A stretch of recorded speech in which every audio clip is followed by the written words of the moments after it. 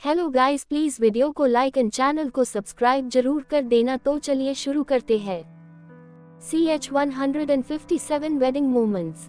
दीक्षा और कृतिका ने स्माइल करते हुए विहान का रास्ता छोड़ दिया। सभी कमरे से बाहर जाने लगे। विहान रूम का दरवाजा बंद करने के लिए जैसे ही दरवाजे के पास आया, ईशान और मोहित उसे चिढ़ाते हुए बोले, विहान भाई, ईशा दी पर अभी के अभी अपना सारा प्यार मत उड़ेल देना, सुहाग रात के लिए भी बचा कर रखना। कोट। अब आगे। विहान को देखकर दोनों बेशर्मों की तरह बत्तीसी दिखाने लगे। विहान उन्हें खा जाने वाली नजरों से घूरते हुए बोला, तुम दोनों को तो मैं बाद में देखूंगा, पर अभी के लिए चुपचाप निकलो यहाँ से। अगर डिस्टर्ब करने की कोशिश की तो छोड़ूंगा नहीं तुम्हें। उद्धरण चिन्ह। ईशान और मोहित खिसिया कर हंसते हुए बोला, हाँ जा रहे हैं, आप भी क्या याद रखोगे। ये बोलते हुए वे वहाँ से जाने लगे। विहान ने झट से दरवाजा बंद कर दिया और ईशा की तरफ आ जाने लगा। इस वक्त ईशा विहान की तरफ पीठ करके खड़ी थी। विहान से तो वेट ही नहीं हो रहा था ईशा को देखने के लिए।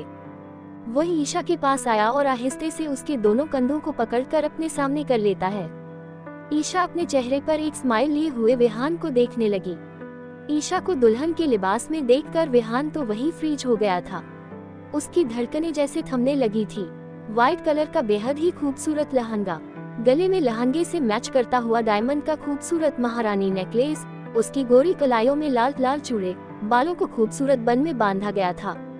उस पर लाल लाल गुलाब सजाए हुए थे। माथे पर मान टीका और उसके सिर को व्हाइट कलर के खूबसूरत दुपट्टे से कवर किया गया था। इस लुक में ईशा किसी डायमंड की तरह चमक रही थी। ये लहंगा खास विहान ने ईशा के लिए डिजाइन करवाया था, जो कि बेहद ही खूबसूरत और ड्रीमी लग रहा था। विहान भी आज दूल्हे के गेटअप में बेहद हैंडसम लग रहा था।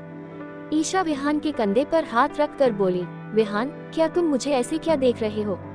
क्या मैं तुम्हें अच्छी? उसने इतना ही कहा था कि विहान ने उसके होंठों पर अपनी उंगली रखकर उसे चुप करा दिया। शशिश।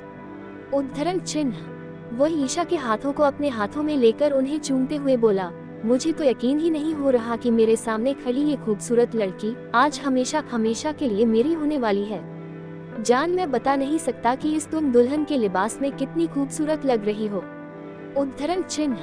विहान के मुंह से ये सुनकर ईशा का चेहरा शर्म से गुलाबी हो गया। उसने शर्माते हुए अपनी नजरें झुका ली। विहान को उसका ये गुलाबी चेहरा पहले से ही अपनी तरफ अट्रैक्ट करने में लगा हुआ था। वह ईशा के गालों को अपने हाथों में भरकर उसे प्यार से सहलाते हुए बोला, बेबी, अगर तुम ऐसे ही शर्माती रही तो मुझे इस कमरे से बाहर जाने में बहुत मुश्किल होगी। उद्धरण चिन्ह। ईशा तो विहान की बातें सुनकर ब्लश वाली स्माइल करने लगी थी। वह एक नजर विहान की तरफ देखते हुए बोली, वैसे तुम भी आज बहुत हैंडसम लग रहे हो। ईशा की बातें सुनकर विहान उसे उसकी कमर से पकड़ते हुए अपने करीब कर लेता है। ईशा स्माइल करते हुए विहान की तरफ देखते हुए बोली, विहान, क्या कर रहे हो? छोड़ो मुझे। उद्धरण चिन्ह। विहान ईशा की आंखों में झांकते हुए बोला, तुम्हें छोड़ने के लिए नहीं पकड़ा है जान। ये बोलते हुए वह ईशा की तरफ झुकते हुए उसके कान के पास जाकर अपनी मदहोशी भरी आवाज में बोला, हमारी फर्स्ट नाइट के लिए रेडी रहना। वैसे तुम्हें देखकर तो मुझे वैसे ही वेट नहीं हो रहा, मन कर रहा है अभी के अभी खा जाऊं तुम्हें। ये बोलकर वह ईशा के ईयरलोब को जोर से काट लेता है। ईशा, जो कि विहान की बातें सुनकर ब्लश कर रही थी, वह विहान की इस हरकत से उसे घूर कर देखती है और अपने कान सहलाने लगी।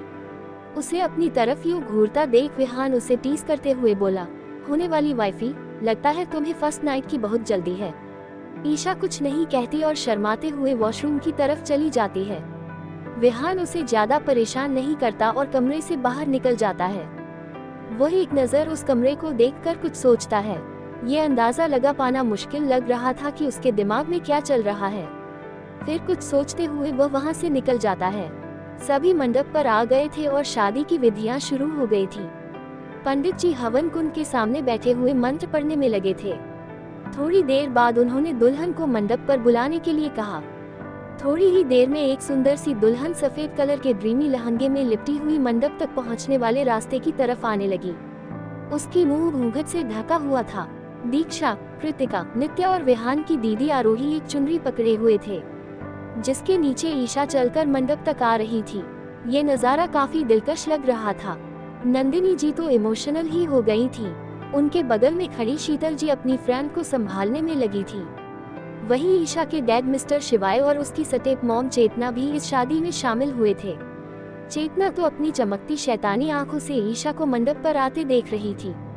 ऐसा लग रहा था जैसे कि यही ईशा न होकर शैली हो। मोहित और ईशा ने ये नोटिस किया कि उस दिन विहान और ईशा की एंगेजमेंट फंक्शन में इधर उधर चहक रही शैली भी आज दिखाई नहीं दे रही, तो उन्हें दाल में कुछ काला लगा। इसलिए दोनों ने आदित्य को इशारे से इसके बारे में बताया, तो आदित्य ने दोनों को शांत रहने का इशारा किया। दोनों ने आदित्य की आंखों में देखा जिसमें ये लिखा हुआ था, तुम सब टेंशन मत लो, सब ठीक है। दोनों को खुद से भी ज्यादा अपने आदित्य भाई पर भरोसा था। उन्हें पूरा विश्वास था कि उनके आदित्य भाई कभी भी कुछ गलत नहीं होने देंगे। ईशा विहान के बगल में आकर बैठ गई। दीक्षा आदित्य के पास आ गई और कृतिका वंश के पास। आज सारे बॉयज ट्रेडिशनल वेयर में थे और बहुत डैशिंग भी लग रहे थे। आज ईशा और विहान को देखकर दीक्षा को अपनी शादी याद आ गई। ये सच था कि उसकी शादी उसकी मर्जी के खिलाफ हुई थी। उसे मजबूरी में आकर आदित्य से शादी करनी पड़ी थी, पर बाद में उसे आदित्य से और आदित्य को भी दीक्षा से प्यार हो गया था। आज ईशा और विहान की शादी को देखकर दीक्षा मन ही मन यही सोच रही थी कि काश उसकी आदित्य से दोबारा शादी हो पाती, ताकि वह भी ईशा की तरफ ही बहुत खूबसूरती के साथ मंडप में एंटर होती और उसके आदि उसे दिल थाम कर देखते। आदित्य दीक्षा के बिल्कुल बगल में खड़ा हुआ था। वह दीक्षा को ईशा और विहान की तरफ आस भरी निगाहों से देख रही थी। आदित्य समझ गया था कि उसकी वाइफी क्या सोच रही है, पर फिर भी वह जानबूझकर दीक्षा के कानों की तरफ झुककर बोला, क्या सोच रही हो वाइफी? दीक्षा ने स्माइल करते हुए एक नजर आदित्य की तरफ देखा, फिर सामने की तरफ देखते हुए बोली, ईशा दी और विहान भाई कितने अच्छे लग रहे हैं ना साथ में। आदित्य आहिस्ते से हाँ में सिर हिला देता है और दीक्षा के कंधे पर हाथ रखते हुए बोला, बताओ तुम क्या सोच रही हो? उद्धरण चिन्ह। दीक्षा मन ही मन खुद से बोली, अरे इन्हें कैसे पता चला कि मैं कुछ सोच रही हूँ? फिर अपना सिर झटक कर आदित्य की तरफ देखते हुए बोली, बाद में बताऊंगी। दीक्षा की बातें सुनकर आदित्य स्माइल करता है और दोनों सामने मंडप की तरफ देखने लगे। थोड़ी ही देर में पंडित जी के मंत्रोपचार के साथ विहान ने ईशा को मंगलसूत्र पहना दिए। फिर सिंदूर लेकर वह आहिस्ते से ईशा की मांग भर देता है। इस वक्त ईशा की आंखें बंद हो जाती हैं, क्योंकि यह उसकी लाइफ का बिगेस्ट मोमेंट था जिसे वह हमेशा हमेशा के लिए अपनी यादों में संजोकर रखना चाहती थी। थोड़ी ही देर में दोनों फेरों के लिए खड़े हो जाते हैं। वहां मौजूद सारे लोग उन पर फूलों की बरसात करने लगे। वंश तो ईशा और विहान पर फूल बरसाने के बजाय कृतिका पर बरसा रहा था। उसकी इस हरकत पर कृतिका उसकी तरफ देखते हुए उसे टोकने लगी, पर वंश पर तो कोई असर ही नहीं हुआ। वह फूल बरसाना जारी रखता है। 7 फेरों के साथ ही ईशा और विहान आज शादी के पवित्र बंधन में हमेशा हमेशा के लिए बंध गए। विहान को तो यकीन ही नहीं हो रहा था कि उसके कॉलेज का बरसों का प्यार आज उसकी लाइफ पार्टनर के रूप में उसके साथ खड़ी है। ईशा भी आज बहुत ज्यादा खुश थी, क्योंकि लाइफ पार्टनर के रूप में उसे उसका बेस्ट फ्रेंड और उसका सबसे ज्यादा ख्याल रखने वाला विहान उसके सामने खड़ा था। आज ईशा खुद को बहुत लकी फील कर रही थी।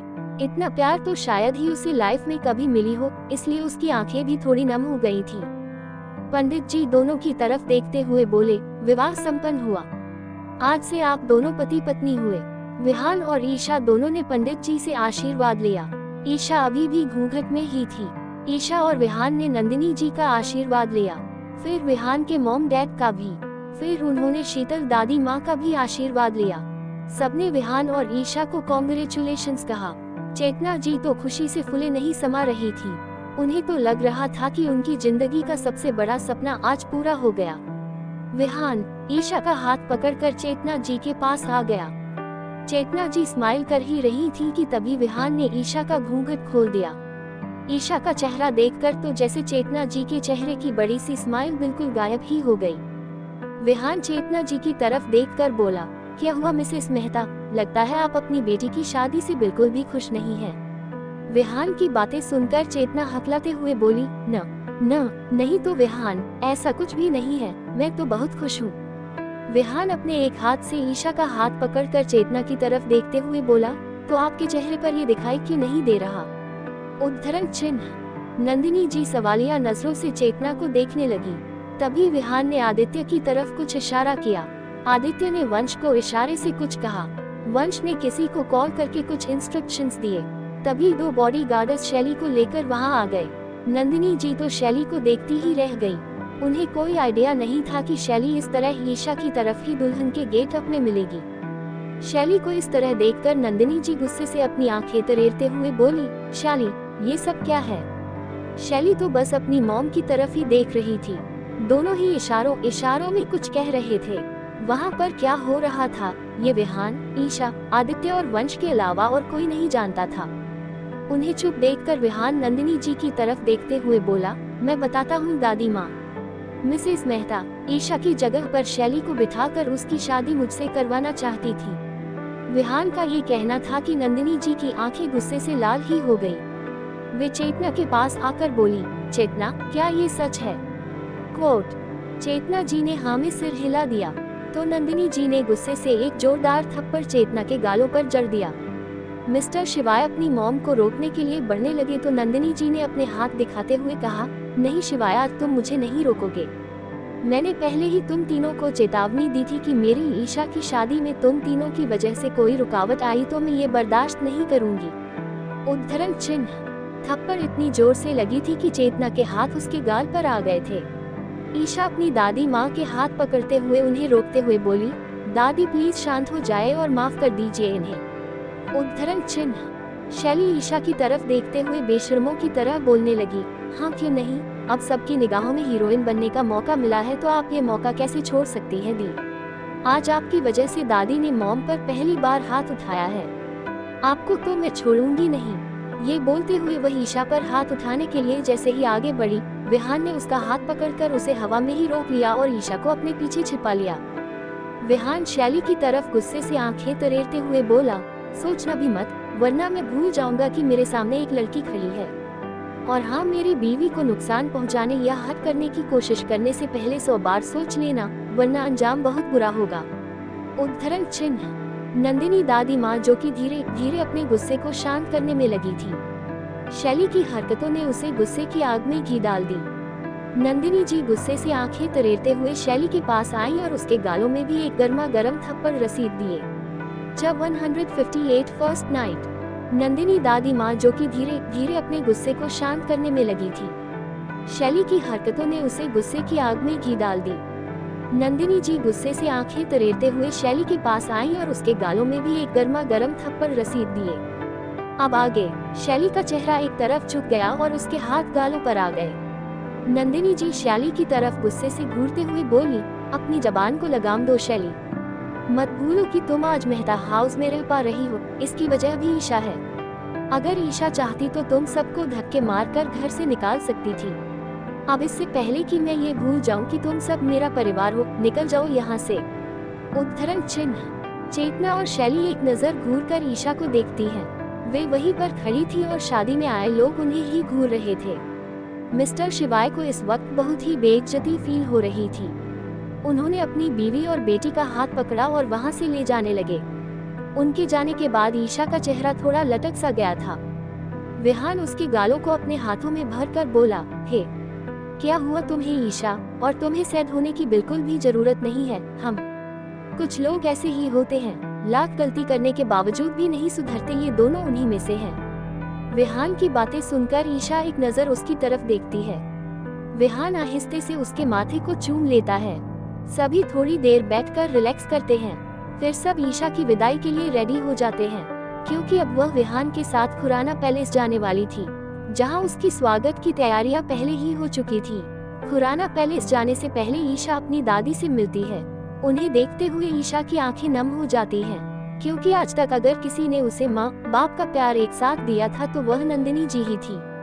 आज उनसे रिलेटेड अपनी लाइफ के हर मोमेंट्स को याद करके ईशा काफी इमोशनल हो गई थी। विहान ईशा के पास ही खड़ा था। वह ईशा की आंखों में आंसू बिल्कुल भी नहीं देख सकता था, पर आज वह ईशा को बिल्कुल रोकना नहीं चाहता था। नंदिनी जी ईशा के आंसू पोंछते हुए बोली, नहीं बेटा, आज आंसू बिल्कुल भी नहीं। आज इतनी बड़ी खुशी का दिन है, इसलिए तुम्हारी आंखों में सिर्फ मुस्कान ही झलकनी चाहिए। ये बोलते हुए वह ईशा के माथे को चूम लेती है। फिर विहान की तरफ एक नजर डालते हुए बोली, विहान, मेरी प्रिंसेस की सारी खुशियों की जिम्मेदारी अब तुम्हारी है। ईशा की आंखों में आंसू बिल्कुल भी नहीं आना चाहिए। वो हमेशा हंसती मुस्कुराती हुई मिलनी चाहिए। कोट।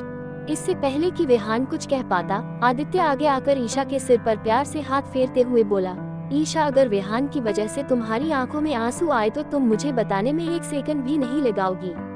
आदित्य की बातें सुनकर ईशा के नम आंखों में मुस्कान झलक उठी। वही विहान आदित्य की तरफ देखते हुए बोला, आज की शाम का हीरो मैं हूँ और आप सब हो कि मुझे ही विलेन बनाने में तुले हुए हो। This is not fair. उद्धरण चिन्ह। विहान की बातें सुनकर सभी खिलखिलाकर हंस पड़ते हैं। वही विहान ईशा को साइड से हक करते हुए उसके माथे को चूम कर बोला, दादी माँ, मैं वादा करता हूँ कि आपकी प्रिंसेस की आंखों में आंसू कभी आने नहीं दूंगा और उसे हमेशा खुश रखूंगा। उद्धरण चिन्ह। विहान के मॉम डैड सारिका जी और शेखर जी नंदिनी जी को एश्योर करते हुए बोले, आप टेंशन मत लीजिए नंदिनी आंटी, आपकी पोती हमारी बहू नहीं बल्कि बेटी है और उसकी खुशियों की सारी जिम्मेदारी अब हमारी है। उद्धरण चिन्ह। थोड़ी देर तक यूं ही बातें करने के बाद ईशा को विहान की कार में बैठा दिया गया। विहान भी दूसरे वाले डोर से अंदर आ गया। सबने दोनों को बाय किया और कार खुराना पैलेस के लिए निकल गई। उनके जाने के बाद सभी अपने अपने घर के लिए निकल गए।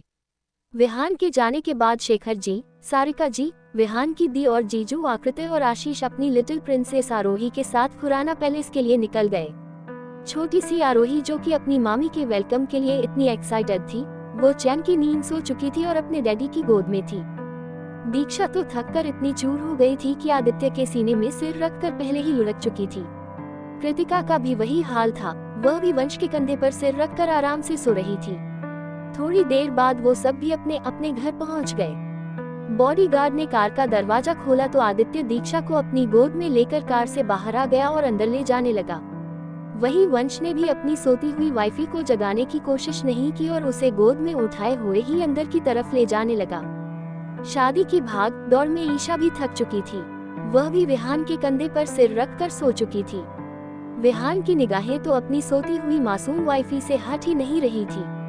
वह बार बार ईशा के सिर को चूम रहा था। उसे इस वक्त ईशा पर बहुत प्यार भी आ रहा था। थोड़ी ही देर में उनकी कार खुराना पैलेस पहुंच चुका था। शेखर जी की कार पहले ही खुराना पैलेस पहुंच चुकी थी। सारिका जी ने मैद से कहलवा कर विहान और ईशा के स्वागत की तैयारियां पहले से करवा रखी थी।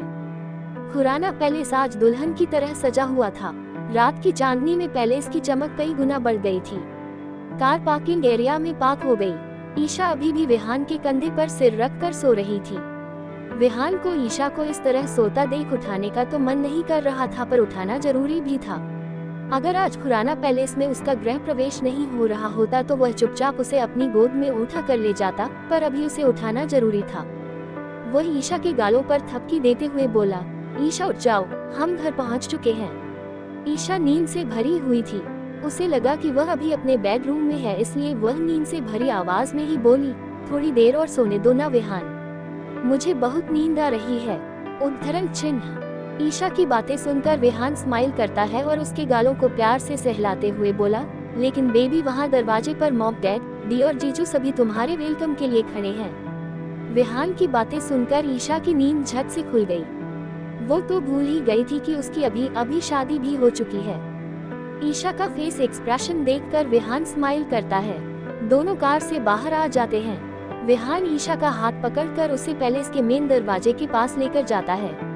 वहाँ पर शेखर जी, सारिका जी, आकृति और आशीष घर की बहू के स्वागत के लिए खड़े थे। सारिका जी ने पैलेस की केयर टेकर अनीता जी से आरती की थाली लेकर विहान और ईशा की आरती उतारी। फिर ईशा को अपनी दाएं पैर से चावल से भरा कलश आगे गिराकर अंदर आने के लिए कहा। ईशा ने वैसा ही किया और अंदर एक बड़े से थाल में कुमकुम पर अपने दोनों पैर रखते हुए अंदर आने लगी। विहान ने उसके हेल्प के लिए उसके लहंगे को पकड़ा हुआ था।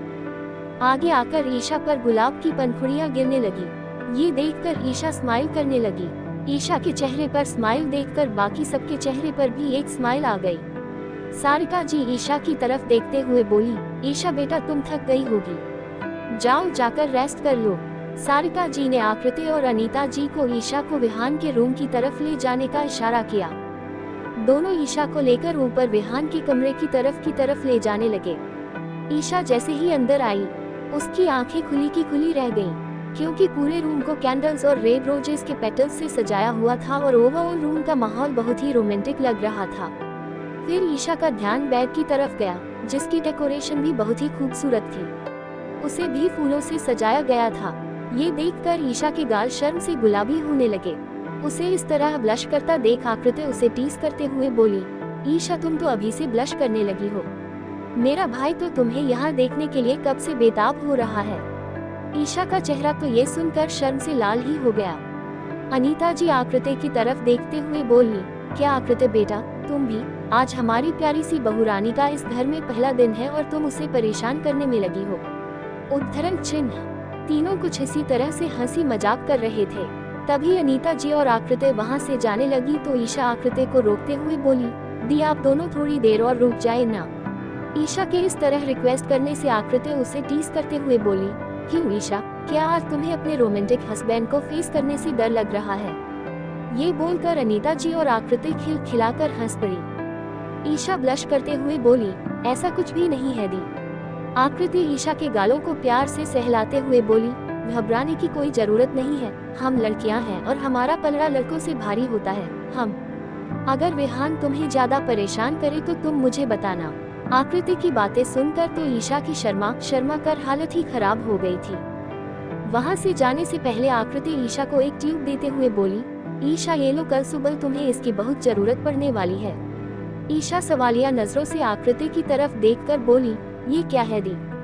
उद्धरण चिन्ह। आकृति ईशा की तरफ शरारत से देखते हुए बोली, ये ऑइंटमेंट है, इससे किसी भी तरह का बॉडी पेन बहुत जल्दी ठीक हो जाता है। All the best. ये बोलते हुए वह हंसते हुए अनीता जी के साथ विहान के कमरे से बाहर आ जाते हैं और दरवाजा बाहर से बंद कर देते हैं। ईशा ऑइंटमेंट को ड्रॉअर में रखते हुए बोली, ये दी भी ना। फिर वह खुद से ही सोचते हुए बोली, क्या पता दी की बात सच निकले और कल सुबह मुझे इसकी जरूरत पड़ गई तो। नहीं। उद्धरण चिन्ह। ईशा ने एक नजर फिर से पूरे रूम की डेकोरेशन को देखा, फिर एक नजर बैग की तरफ देखने लगी। उसे आज एक अजीब सी घबराहट और बेचैनी होने लगी, साथ ही बहुत नर्वसनेस भी फील हो रहा था। वह खुद से ही बोली, ये मुझे क्या हो रहा है? इतनी बेचैनी क्यों फील हो रही है, जबकि मैं तो विहान को सालों से जानती हूँ। फिर ये ख्याल करके मैं नर्वस क्यों हो रही हूँ? ये सोचते हुए वह पूरे कमरे की चक्कर काटने लगी। फिर वह ड्रेसिंग मिरर के पास खड़ी हो गई और खुद को निहारने लगी। आज ईशा का रंग पहले से कहीं ज्यादा निखरा हुआ था। उसके माथे पर विहान के नाम का सजा सिंदूर सजा हुआ था और गले में मंगलसूत्र। इन सब को देखकर ईशा की आंखें नम हो गईं और गालों पर खुशी के आंसू आ गए। विहान तो ईशा से मिलने के लिए बहुत बेसब्र था।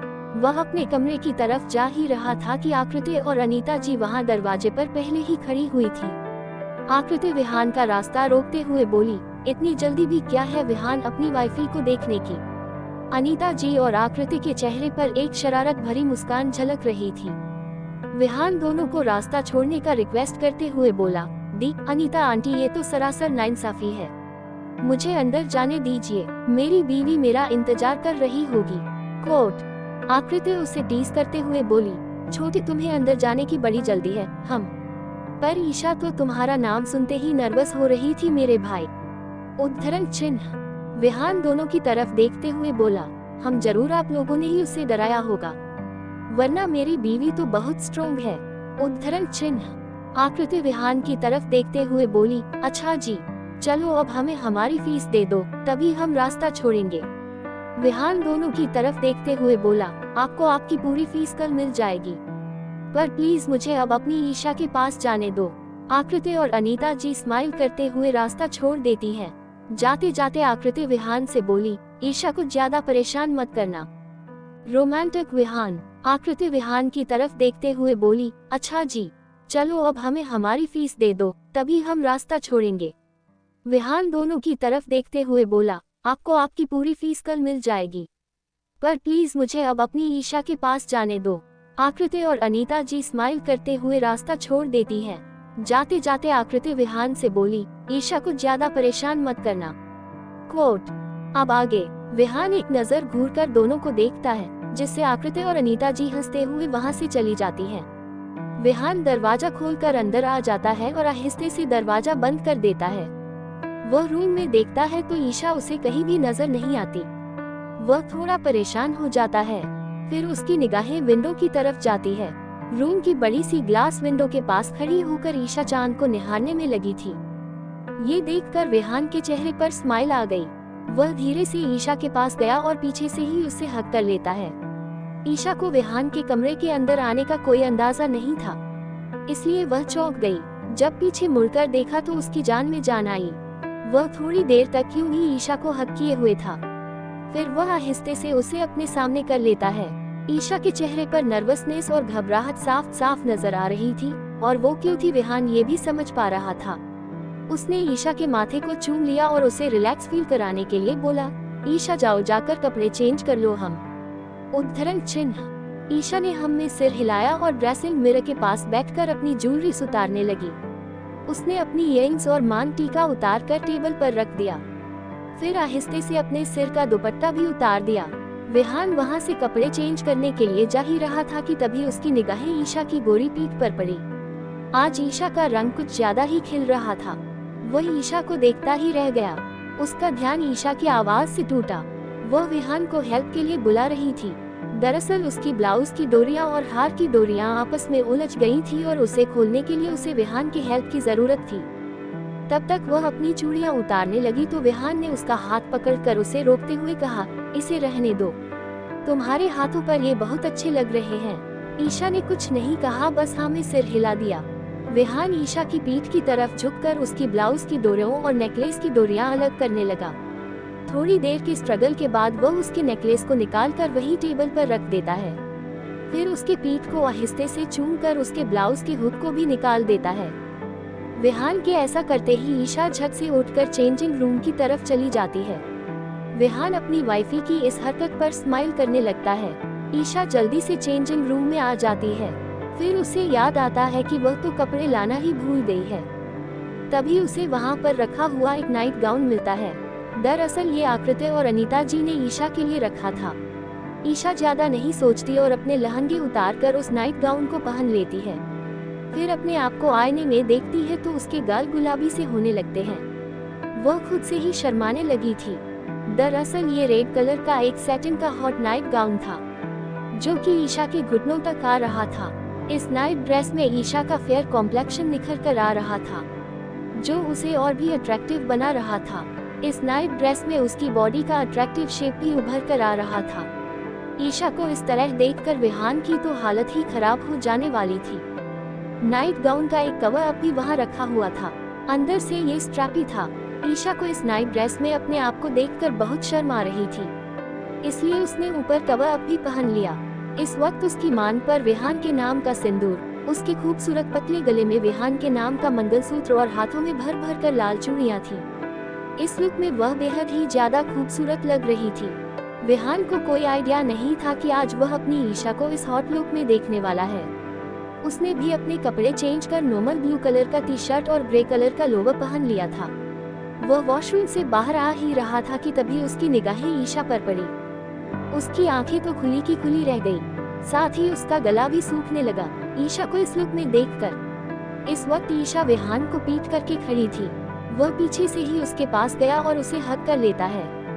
विहान का स्पर्श पाकर ईशा भी अपनी आंखें बंद करके उसे फील करती है। विहान उसकी नेक पर आहिस्ते से किस करके उसके दोनों कंधों को पकड़कर अपने सामने करने लगा। ईशा को इस तरह देखकर विहान को खुद पर कंट्रोल करना बहुत मुश्किल हो रहा था। विहान ने एक नजर ईशा को ऊपर से लेकर नीचे तक देखा, फिर उसके करीब आते हुए उसके होठों की तरफ बढ़कर उसे आहिस्ते से चूम लेता है। फिर जैसे ही वह उसके नेक की तरफ झुकने को हुआ, ईशा अपनी आंखें बंद करके धीरे से बोली, विहान। उद्धरण चिन्ह। विहान को उसकी आवाज में एक अलग सी बेचैनी और नर्वसनेस फील हुई। वह उसके होठों पर उंगली रखते हुए बोला, शशिश। ईशा एकदम से सिहर उठी। विहान ने उसके माथे को चूमते हुए बारीक बारी से उसकी बंद पलकों को चूम लेता है। फिर उसकी लंबी नाक को और बारीक बारी से उसके दोनों गालों को भी चूम लेता है। ईशा अपनी आंखें बंद किए हुए ही विहान के किस को फील करती है। वह ईशा के कंधों को आहिस्ते से पकड़कर उसे बेड पर बिठा देता है। फिर ईशा के गुलाबी गालों को अपने चेहरे पर भरकर उसे प्यार से सहलाने लगा। ईशा अभी भी अपनी आंखें बंद किए हुए थी। विहान एक बार फिर उसकी बंद पलकों को बारी बारी से चूम कर बोला, वाइफी अपनी आंखें खोलो। ईशा ने आहिस्ते से अपनी आंखें खोली तो उसे अपने ऊपर विहान की प्यार भरी निगाहें पड़ी। ईशा ने शर्म के मारे एक बार फिर अपनी नजरें झुका ली। ऐसा करते हुए वह बेहद अट्रैक्टिव लग रही थी। विहान को इस वक्त ईशा को खाने का मन कर रहा था। विहान उसकी चिन को प्यार से पकड़कर उसके चेहरे को ऊपर करते हुए बोला, वाइफी तुम्हें शर्माना भी आता है? ये भी मुझे आज ही पता चला। विहान के इस तरह टीस करने की ईशा उसके सीने पर मारते हुए बोली, विहान उसके उस हाथ को आहिस्ते से पकड़कर उसे प्यार से चूम लेता है। वह उसके हाथों को अपने हाथों में थामे हुए ही बोला, जान अगर तुम ऐसे ही शर्माती रही तो कैसे काम चलेगा हम। ये बोलते हुए वह ईशा के गालों को प्यार से चूम लेता है, फिर उसकी नेक पर उंगली फिराने लगी। विहान की सेंसुअल टच से ईशा पिघलने लगी। वह ईशा की नेक को सहलाते हुए अचानक उसकी नाइट ड्रेस के अंदर अपने हाथ डाल देता है। ईशा तो विहान की इस हरकत से सिहर उठी। उसकी हालत ही खराब हो गई थी। उसे लगा नहीं था कि विहान उसके साथ ऐसी हरकतें करने वाला है।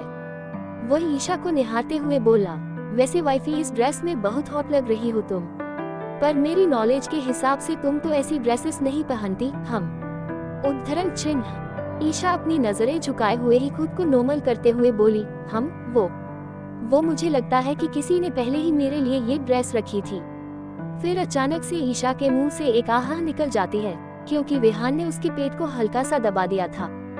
वह ईशा को ज्यादा परेशान न करते हुए अपने हाथ बाहर ले आता है।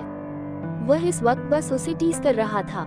वह समझ गया था कि ईशा की हालत इतने में ही खराब हो गई थी। वह मन ही मन खुद से बोला, चलो अच्छा है, डी ने कुछ तो अच्छा काम किया। उद्धरण चिन्ह। फिर वह एक नजर ईशा को देखता है, जिसकी हॉट बीट अभी भी नॉर्मल नहीं हुई थी।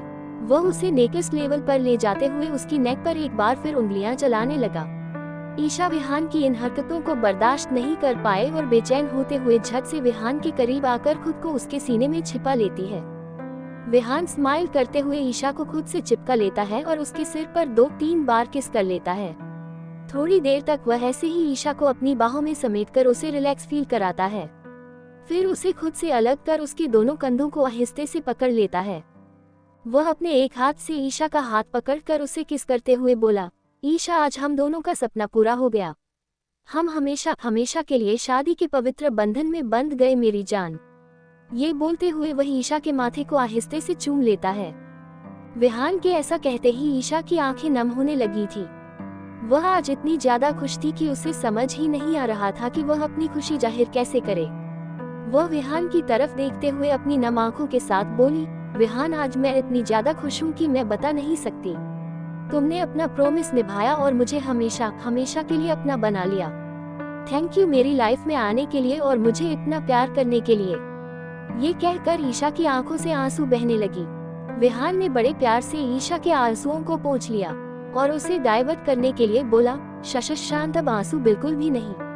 मैंने तुमसे शादी इसलिए नहीं की कि तुम शादी की पहली ही रात रोने लग जाओगी। और वाइफी हम अभी हमेशा हमेशा के लिए एक नहीं हुए हैं। उद्धरण चिन्ह। ईशा एक टक सवालिया नजरों से विहान को देखने लगी। विहान उसके कानों की तरफ झुककर अपने होठों को ईशा के कान से टच कराते हुए अपनी मधोशी भरी आवाज में बोला, वाइफी मैंने तुमसे कहा था न कि हमारी सुहागरात पर मैं तुम्हें नहीं छोड़ने वाला। उद्धरण चिन्ह। विहान की रोमांटिक बातें सुनकर ईशा का तो गला ही सूखने लगा। विहान ने ईशा की येलोब को अपने होठों के बीच दबाकर उसे सक करने लगा। ईशा की धड़कनें तेज होने लगी। उसे आहिस्ते से काटकर विहान उसके चेहरे की तरफ देखते हैं तो वह शर्म से लाल हो चुकी थी। वह उसके गालों को प्यार से चूमते हुए बोला, तो वाइफी क्या तुम अपनी वेडिंग नाइट के लिए तैयार हो? विहान की बातें सुनकर ईशा शर्माते हुए उसके सीने में छिप जाती है। विहान को उसका जवाब मिल जाता है। वह स्माइल करते हुए ईशा को खुद में समेट लेता है। फिर ईशा विहान के सीने से अपना छोटा सा चेहरा बाहर निकालते हुए मासूम सी शक्ल बनाकर बोली, पहले प्रॉमिस करो कि तुम मुझे ज्यादा परेशान नहीं करोगे। उद्धरण चिन्ह। ईशा की बातें सुनकर विहान के चेहरे पर शरारत भरी स्माइल आ जाती है। वह उसके होठों को अपने अंगूठे से सहलाते हुए बोला, वाइफी वो तो इस सेक्सी ड्रेस को पहनने से पहले सोचना चाहिए था। ये बोलकर विहान ईशा को मौका दिए बगैर उसके होठों को अपनी होठों की गिरफ्त में ले लेता है। वह शुरुआत में ईशा को बहुत धीरे धीरे और सॉफ्टली किस करता है, पर बाद में जब उसे ईशा का साथ मिलता है तो वह उसे वाइल्डली किस करने लगा। वह ईशा के होठों को इस कदर सक कर रहा था जैसे कि वह कई जन्मों से उसे किस करना चाहता हो। थोड़ी ही देर में ईशा की सांसें फूलने लगी। ये फील करके विहान उसे रिलीज कर देता है। फिर उसके नेक की तरफ झुक जाता है। वह पूरी शिद्दत के साथ ईशा को चूम रहा होता है। अब तक विहान की बॉडी की हीट काफी बढ़ चुकी थी। वह उसे किस करते हुए अलग होता है और एक झटके में ही अपनी टी शर्ट रिमूव कर देता है। इससे उसकी सेक्सी मस्कुलर बॉडी ईशा के सामने थी। उसे देखकर ईशा के गाल एक बार फिर से गुलाबी होने लगी। विहान उसके करीब गया और बहुत प्यार से उसके गालों को सहलाने लगा। ईशा को देखते हुए वह उसकी नाइट गाउन के नोट को खोल देता है और आहिस्ते से कवर अप हटा देता है। वह अपने हाथों से ईशा की खुली गोरी बाहों को सहलाने लगा। वह उसके नेक की तरफ झुकते हुए उसे किस करने लगा। फिर उसके कंधे पर भी अपने गर्म होंठ फिराने लगा। ईशा को किस करते हुए वह उसे फूलों से सजे बेड पर पूरी तरह से लेटा देता है। उसे किस करते हुए धीरे धीरे वह अपने और ईशा के बाकी बचे कपड़ों को भी रिमूव कर देता है। इस वक्त ईशा को बहुत ज्यादा शर्म आ रही थी। उसने अपने दोनों हाथों से अपने सीने को कवर किया हुआ था। विहान ईशा को अपनी बाहों में समेटकर उसे फील करता है और उसके माथे पर आहिस्ते आहिस्ते से चूमने लगा। वह उसके कानों की तरफ झुकते हुए अपनी गहरी आवाज में बोला, tell me to stop if I am too rough. और ईशा ने विहान की गहरी आंखों में देखते हुए हाँ में पलकें झपका दी। जब 160 दीक्षा's हंगर। विहान ईशा को अपनी बाहों में समेटकर उसे फील करता है और उसके माथे पर आहिस्ते आहिस्ते से चूमने लगा। वह उसके कानों की तरफ झुकते हुए अपनी गहरी आवाज में बोला, tell me to stop if I am too rough. और ईशा ने विहान की गहरी आंखों में देखते हुए हाँ में पलकें झपका दी। अब आगे विहान एक बार फिर ईशा की पूरी बॉडी को चूमने लगा। इस बार वह वाइल्ड होकर किस कर रहा था। किस के साथ वह उसे काट भी रहा था, जिससे ईशा आहें भरने पर मजबूर हो रही थी। उसकी गहरी गहरी सांसों की आवाज विहान को अपनी तरफ अट्रैक्ट कर रही थी। उसके किस्से ही ईशा को पता चल रहा था कि विहान उसे पाने के लिए कितना तड़प रहा है। ईशा की विहान की सिड्यूसिंग हरकतों से सहने लगी। उसकी पकड़ विहान की बॉडी पर कसने लगी। विहान ने आहिस्ते से ईशा के दोनों मुलायम हाथों को बेड पर पुश कर दिया और उसे चूमने लगा। कुछ इसी तरह ईशा को प्यार जताते वह उसे अपना बना लेता है। इस प्यार भरी रात में विहान और ईशा दोनों एक हो जाते हैं। विहान ने तो जब पहली बार ईशा को कॉलेज में देखा था, तभी से वह उसके दिल में बस चुकी थी। बाद में विहान को अपने प्यार का एहसास भी हुआ, पर उस वक्त उसकी और ईशा की दोस्ती बहुत गहरी हो चुकी थी। ऐसे में उसे ये डर सताने लगा कि कहीं अपने प्यार के इंतजार के चक्कर में वह अपनी सबसे अच्छी दोस्त को खो न दे। बस इसी डर से ईशा से बेइंतहान प्यार करने के बावजूद भी वह अपनी फीलिंग्स उसे जाहिर नहीं कर पाया था। आखिर में जीत विहान के प्यार की ही हुई। तब उसे ये भी पता चल गया सिर्फ वही ईशा से प्यार नहीं करता, बल्कि ईशा भी उससे उतना ही प्यार करने लगी थी। ये जानकर विहान को बहुत ज्यादा खुशी हुई थी और आज उनके इस बेइंतहान प्यार ने अपनी मंजिल पा ली थी। दोनों आज शादी के पवित्र बंधन में हमेशा हमेशा के लिए बंध चुके थे और आज की प्यार भरी रात में दोनों एक भी हो चुके थे। ईशा के लिए विहान के प्यार को संभाल पाना बेहद मुश्किल हो रहा था।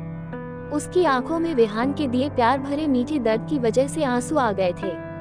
विहान ने उसके दर्द को महसूस करते हुए उसके मुलायम होठों पर अपने होंठ रख देता है और उसे बड़े प्यार से किस करने लगा। थोड़ी ही देर में ईशा का ध्यान भी अपने दर्द से हटकर विहान की प्यार भरी मीठी किस पर चली गई। वह भी उसे बहुत प्यार से किस करने लगी। इसी मीठी किस के एहसास में दोनों खो से गए थे। ईशा को घंटों प्यार करने के बाद विहान उसे बुरी तरह थका देता है। उसका थका हुआ चेहरा देखकर विहान उससे अलग हो जाता है। ईशा तो थककर इतनी चूर हो गई थी कि उसे जल्द ही नींद आ गई। विहान ने उसे ब्लैंकेट से अच्छी तरह कवर कर दिया और ईशा के बालों को प्यार से सहलाते हुए उसके माथे को चूमने लगा। उसे तो यकीन ही नहीं हो रहा था कि अब उसकी प्यार उसकी वाइफ बन चुकी है।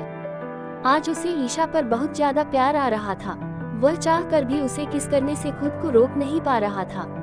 उसे पता था कि उसने अपनी वाइफी को कुछ ज्यादा ही परेशान करके बुरी तरह थका दिया है। ऐसे में वह उसे डिस्टर्ब करना नहीं चाहता था, इसलिए आहिस्ते से ईशा के होठों को चूमने लगा। उसने इस बात का पूरा ध्यान रखा कि ईशा की नींद खराब न हो। होठों को 3-4 बार किस करने के बाद भी जब विहान का मन नहीं भरा तो उसने ईशा के पूरे चेहरे को चूमना स्टार्ट कर दिया। ऐसा करते हुए उसने ईशा के चेहरे को गीला ही कर दिया। अगर ईशा अभी जगी हुई होती तो विहान की इस हरकत पर उसे डांटने लग जाती, पर अभी तो वह चैन की नींद सो रही थी। उसे किस करते हुए विहान की निगाहें ईशा के सीने पर चली गई। ब्लैंकेट थोड़ा नीचे होने की वजह से उसकी अट्रैक्टिव क्लीवेज विहान के सामने थी, जिस पर उसकी बाइट के मार्क साफ साफ नजर आ रहे थे। ये देखकर विहान स्माइल करता है और वह आहिस्ते से ईशा के उस बाइट मार्क को चूम लेता है। फिर ईशा की पूरी बॉडी को ब्लैंकेट से अच्छी तरह कवर करके हग कर लेता है। थोड़ी देर तक ईशा के सोते हुए मासूम चेहरे को निहारने के बाद वह उसके बालों में चूमते हुए उसे खुद से बिल्कुल ही चिपका लेता है और उसकी खुशबू को अपनी सांसों में भरते हुए अपनी आंखें बंद कर लेता है। थोड़ी ही देर में वह भी एक सुकून भरी गहरी नींद में सो जाता है। आज की ये रात विहान की जिंदगी की सबसे खूबसूरत रात में से एक बन चुकी थी। आज उसने ईशा को हर तरीके से अपना लिया था और ईशा का साथ और प्यार पाकर वह बहुत ही ज्यादा खुश था। अब विहान का यही एम था कि वह ईशा को इतना प्यार दे कि वह अपनी पास्ट की बुरी मेमोरीज को भूल जाए। मल्होत्रा हाउस, आदित्य का रूम। दीक्षा आज बुरी तरह से थक गई थी, शादी की भाग दौड़ की वजह से। वह तो आते के साथ ही बेड पर पड़ी हुई थी। उसने तो कपड़े चेंज करने की ताकत भी नहीं रह गई थी। वो तो आदित्य ने उसे बार बार कपड़े चेंज करने के लिए कहा तो दीक्षा को न चाहते हुए भी जाना पड़ा था। दीक्षा इतनी थकी हुई थी कि वह खाना खाए बिना ही सो चुकी थी। खाना तो आदित्य ने भी नहीं खाया था, पर उसे अपनी भूख पर पूरी कंट्रोल थी। पर दीक्षा उसकी तो एक दिन न खाए बिना उसका दिन ही नहीं कटता था। दीक्षा आदित्य के सीने पर अपना सिर रखे हुए थी और आदित्य उसे अपनी बाहों में लेकर इत्मीनान से सो रहा था। दीक्षा के चेहरे पर अचानक से पसीने छूटने लगे। उसे एक अजीब सा डर और घबराहट महसूस होने लगा। अचानक से उसकी आंखें खुल जाती है और वह जोर से नहीं चिल्लाती है। बाद में उसे रियलाइज होता है कि ये सिर्फ एक बुरा सपना था। दीक्षा के हलचल से आदित्य की आंखें खुल चुकी थी। उसने दीक्षा को एक नजर देखा, जो कि इस वक्त पसीने से बिल्कुल लथपथ हो चुकी थी। वह उठकर बेड पर बैठ गया और दीक्षा के सिर को प्यार से सहलाते हुए बोला, वाइफी क्या हुआ? कोट। दीक्षा ने अचानक से आदित्य को हग कर लिया। आदित्य उसके कहे बिना ही समझ गया कि जरूर उसने कोई बुरा सपना देखा होगा। वह दीक्षा को हग करके उसकी पीठ को सहलाते हुए उसे रिलैक्स करने की कोशिश करता है। जब उसे ऐसा फील होता है कि दीक्षा की घबराहट थोड़ी कम हो गई है तो वह दीक्षा को खुद से अलग करता है। दीक्षा झट से आदित्य का एक हाथ पकड़ लेती है। आदित्य अपने दूसरे हाथ से पानी का ग्लास लेकर दीक्षा को पानी पिलाने लगा। दीक्षा जल्द ही पूरी ग्लास खाली कर देती है। वह पानी पीते हुए भी आदित्य के एक हाथ को अपने एक हाथों से कसकर थामे हुए थी। उसे पानी पिलाने के बाद आदित्य उसके सिर को प्यार से सहलाते हुए उसके माथे को चूम कर बोला, वाइफी रात बहुत हो गई है, चलो अब तुम सो जाओ। हम। दीक्षा आदित्य की तरफ एकटक देखने लगी। उसे अपनी तरफ यूं देखता देख आदित्य उसके गालों को सहलाते हुए पूछा, वाइफी तुम्हें कुछ चाहिए? कोट। दीक्षा आदित्य की तरफ देखते हुए बोली, मुझे वॉशरूम जाना है, पर बहुत डर लग रहा है। दीक्षा ने यह मासूमियत से कहा। आदित्य बेड से उठ गया और दीक्षा को अपनी गोद में लेते हुए वॉशरूम में छोड़ देता है और बाहर आ जाता है। 5 मिनट बाद दीक्षा बाहर आती है तो आदित्य फिर से उसे अपनी बाहों में लेकर बेड पर ले आता है और उसे आराम से बिठा देता है। दीक्षा एक बार फिर आदित्य की तरफ देखने लगी। उसे इस तरह देखकर आदित्य दीक्षा की तरफ देखते हुए ही बोला, वाइफी अब क्या हुआ? भूख की वजह से दीक्षा की नींद खुल चुकी थी। वह अपने पेट पर आंख फिराने लगी। उसे देखकर आदित्य समझ चुका था कि दीक्षा को बहुत भूख लग रही है। दीक्षा अपने पेट को सहलाते हुए बोली, आदि, पेट में चूहे दौड़ रहे हैं, मुझे बहुत भूख लगी है। अब आधी रात को वह उसके लिए कैसे खाना लेकर आए? अभी तो कोई सर्वेंट भी मौजूद नहीं रहा होगा। उसने दीक्षा के चेहरे की तरफ देखा जो कि भूख से बिल्कुल कुलबुला रही थी। वह उसे अपनी गोद में लेकर नीचे किचन की तरफ जाने लगा। उसने दीक्षा को किचन काउंटर में बिठा दिया और कुछ कुक करने के बारे में सोचने लगा, क्योंकि इस वक्त खाना बिल्कुल भी बचा हुआ नहीं था और दीक्षा की भूख थी कि शांत होने का नाम नहीं ले रही थी। दीक्षा आदित्य की तरफ अपनी टिमटिमाती मासूम आंखों से देखते हुए बोली, आदि कुछ ऐसा बनाइए जो जल्दी ही बन जाए, मेरी भूख से हालत खराब हो रही है। कुछ सोचते हुए आदित्य के हाथों मैगी नूडल्स का पैकेट लग गया। उसने तय किया कि वह दीक्षा के लिए नूडल्स ही बनाएगा। वह अपने काम पर लग जाता है और थोड़ी ही देर में किचन में से मैगी नूडल्स की टेस्टी स्मेल आने लगी। दीक्षा से तो अब बिल्कुल ही बर्दाश्त नहीं हो रही थी। मैगी के टेस्ट को सूंघकर उसकी भूख कई गुना बढ़ चुकी थी। आदित्य ने उसे एक प्लेट में निकालकर थोड़ी देर उसे ठंडा किया ताकि खाते हुए दीक्षा का मुंह जल ना जाए। फिर वह दीक्षा को एक एक बाइट करके मैगी खिलाने लगा। दीक्षा की तो भूख के मारे हालत ही खराब हो चुकी थी, इसलिए वह भी जल्दी जल्दी खाने लगी थी। आदित्य उसे डांटते हुए बोला, वाइफी क्या कर रही हो, आराम से खाओ, प्लेट कहीं भागा नहीं जा रहा है। आदित्य की बातें सुनकर दीक्षा की स्पीड थोड़ी कम हो जाती है। वह आदित्य को भी नूडल्स खिलाने लगी। आदित्य को भूख तो नहीं लगी थी, पर दीक्षा उसे प्यार से खिला रही थी तो वह खा लेता है। थोड़ी देर बाद वह दीक्षा के मुंह को ठीक से साफ करके उसे अपनी गोद में उठाकर ऊपर अपने कमरे में आ जाता है। पेट भरने के बाद दीक्षा को थोड़ी राहत मिल चुकी थी। आदित्य उसे बेड पर लेटाते हुए उसे ब्लैंकेट से अच्छी तरह कवर कर देता है और उसके माथे पर एक लाइट किस करते हुए बोला, चलो अब तुम सो जाओ। हम उद्धरण चिन्ह। दीक्षा ने किसी अच्छी बच्ची की तरह हाँ में सिर हिलाया और अपनी आंखें बंद कर लेती है। आदित्य उसे देखते हुए उसके बगल में लेट जाता है। दीक्षा सरकते हुए आदित्य के पास आ गई और उसके सीने पर अपना सिर रखकर उसकी कमर पर अपने हाथ लपेट लेती है। आदित्य स्माइल करते हुए उसे अपनी बाहों में कसकर थाम लेता है और सिर पर आहिस्ते से किस करके अपनी आंखें बंद कर लिया।